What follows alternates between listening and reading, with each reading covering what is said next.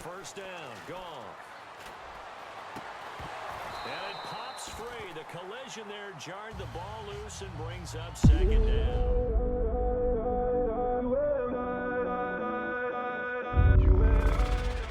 Larry, thank you very much. It's the National Football League presented by EA Sports. Today we've got a good NFC matchup lined up here between the Washington Redskins and the Los Angeles Rams. And that'll carry over the back line of the end zone for a touchback.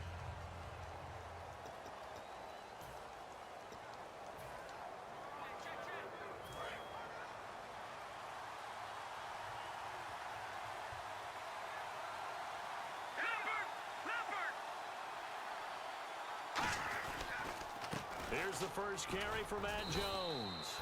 And they'll take him down at the 31-yard line. And once again, leverage wins. The offensive line, lower than the defensive front. They moved them and found some good space for the guy carrying the ball. Here we go. Green, 39. Green. On second down, it's Jones.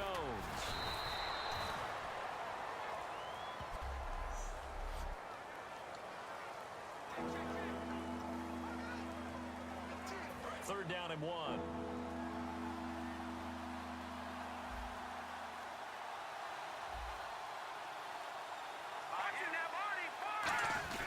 They'll try and run for it with Jones.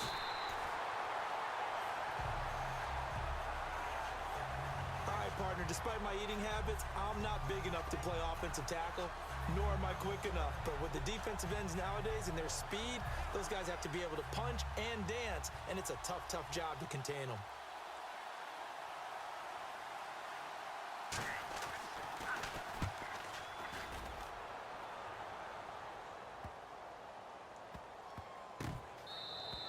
So a change of possession here on the punt. And the Rams will be backed up deep to begin the drive as they take over first and 10.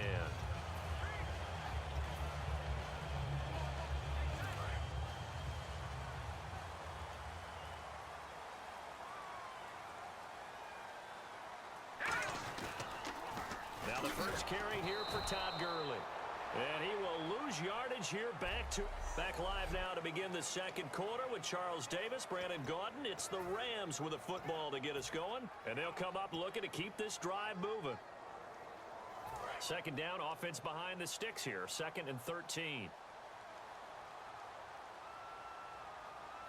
Hurry up, here we go. Green, 39. On second down, here's Goff. That's complete to his tight end. This is Lance Kendricks. Now hang on here. Timeout called by the defense. It's just their first, so they'll have 2 remaining here before we get to halftime.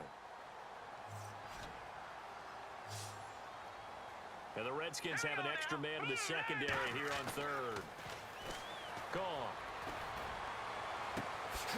He's just going to dump this one off to his fullback out of the backfield. He got 29 yards that time. When I watched Jared Goff on tape at Cal, I saw a guy who wasn't just a dart thrower. You know, a lot of people said, he's perfect for the West Coast offense. I always thought he could do a little bit more, and that was the reason why. He can push it downfield. He has a good, strong arm.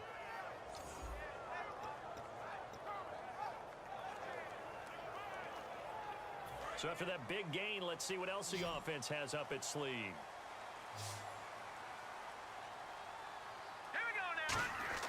On first down, it's gone.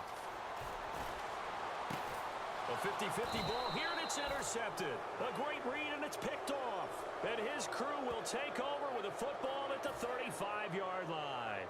And that's a great example of ball skills right there, partner. You and I do a lot of games, and I can't tell you how many guys look to run with the football before they've intercepted it. So that's a nice job of focusing on the task at hand and coming away with the interception. Crowder's got it over the middle. And getting this just shy of midfield, they'll spot it at the 49. It's a pickup of 14 there, and that'll give them a first down. And now it looks like they're going to be in the hurry-up. Cousins now looking middle and it's incomplete. Jordan Reed was the intended target. Okay, partner, you ready for Brandon's off-the-wall stat question of the week here? Well, is that any different than any other time we talk? No, it's not. But Chris Hogan yes. and Julio Jones actually had the exact same numbers in the conference title games. 9 catches, 180 yards, 2 touchdowns. Who did it better? Wow, that's a great question. Listen, the easy, trite answer is they both did it so exceptionally well, you just called a tie. But I'm not breaking the accepting tie. that. Yeah. I'm breaking the tie. Julio Jones did it better. That short slant where he ended up running over 2 or 3 people and taking it to the end zone, that was the clincher right there. Julio Jones did it a little bit better than Chris Hogan. Here we go now. On 3rd down, Cousins. And the pressure too much that time as Cousins goes down. Robert Quinn able to get in there and drop him behind the line. Well, they were coming out of the 4-3 defensively. Pressure coming off that right side from the DN. And that's the blind side of most quarterbacks. If you're right-handed, that's the side you don't see quite as well. And that's why you rely on your left tackle, maybe your highest-paid offensive lineman, to take care of you. In this situation, that didn't happen. Now, this is going to carry well into the end zone for a touchback.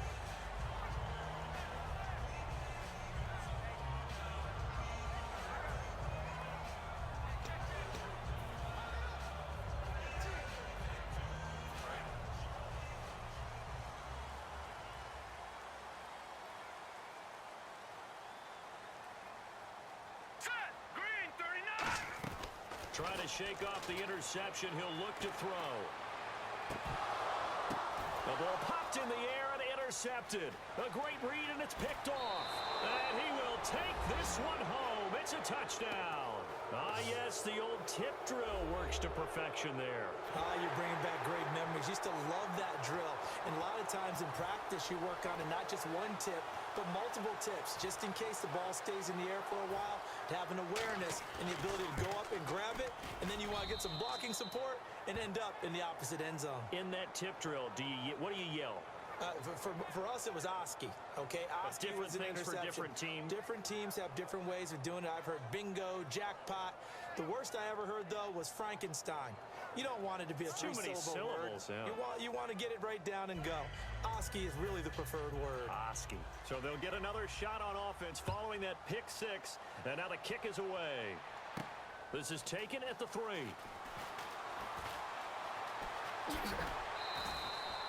So we have come upon halftime. And never mind, Larry. These two teams apparently anxious to get back at it.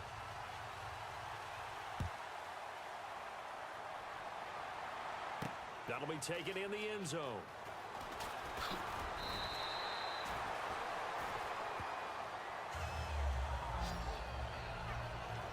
They're playing press coverage.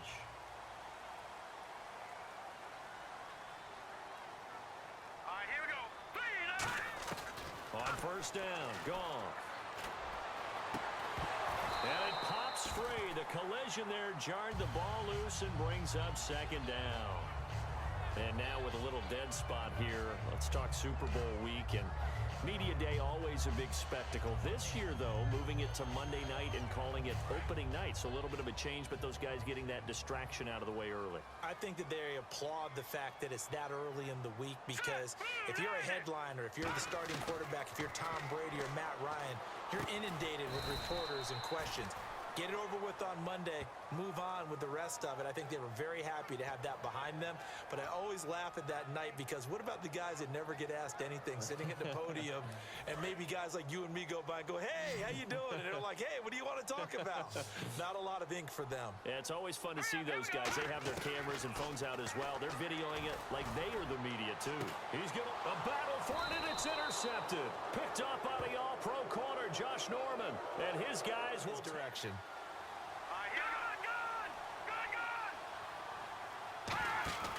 They'll start out on the ground with Jones. And he'll get it down to the 47 here. It's a gain of 9 yards. Now that's the way you want to start a drive. Talk about a tone setter as well as a playbook opener. Now if you want to take a big shot over the top, you're all positioned to do so. A play fake to Jones. Now Cousins. And he'll be hit as he releases it. And that'll fall incomplete. It's a tried and true formula, and I don't think it'll change for as long as we play football.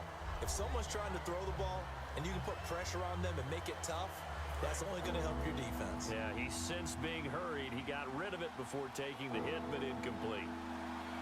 Detroit! Detroit! On third down, here's Jones. And he'll get it down here to the 43.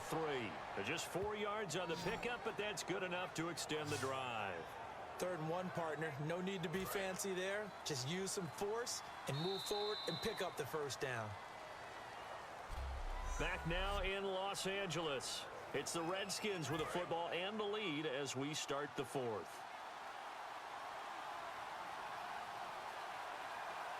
Here we go now. And they'll keep on the ground with Jones. And he gets this inside the 35-yard line. It's a gain of 11 yards that time, and it produces a new set of downs.